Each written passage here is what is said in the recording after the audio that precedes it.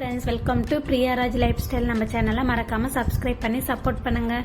வாங்க, எங்கள் வீட்டில் கோவக்காய் பொரியல் தான் செஞ்சோம். எப்படி செஞ்சோன்ட்டு உங்கள் கூட ஷேர் பண்ணிக்கிறேன். கோவக்காயை நல்லா வாஷ் பண்ணிவிட்டு இந்த மாதிரி ரவுண்ட் ரவுண்டாக சின்ன சின்னதாக கட் பண்ணி எடுத்துக்கோங்க.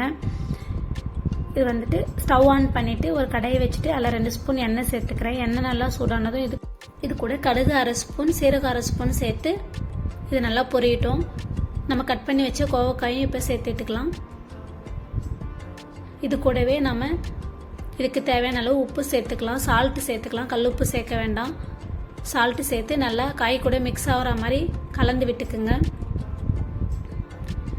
இதை நல்லா கலந்து விட்டுட்டு மூடி போட்டு மூடி ஒரு 10 நிமிஷம் வேகட்டும்.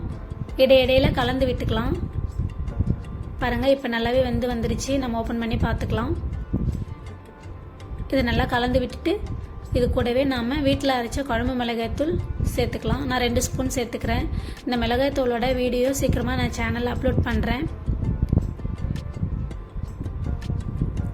சேர்த்துட்டு இதையும் நல்லா மிக்ஸ் பண்ணி விட்டுக்கலாம். காய் கூட நல்லா மிக்ஸ் ஆகிற மாதிரி மிக்ஸ் பண்ணி விட்டுட்டு இதையுமே மூடி போட்டு மூடி ஒரு 2 நிமிஷம் வேகட்டும். மிளகாய்த்தூளோட பச்சை வாசம்லாம் போகணும், அதுக்காக தான். 2 நிமிஷம் இருக்கட்டும். இப்போ பாருங்கள், 2 நிமிஷம் ஆயிடுச்சு. அதனுடைய பச்சை வாசம் எல்லாமே சூப்பராக போயிடுச்சு. நீங்களும் கண்டிப்பாக வீட்டில் ட்ரை பண்ணி பார்த்துட்டு எப்படி இருந்துச்சுன்னு கமெண்ட்டில் சொல்லுங்கள். செஞ்சு சாப்பிட்டு என்ஜாய் பண்ணுங்கள். தேங்க்யூ.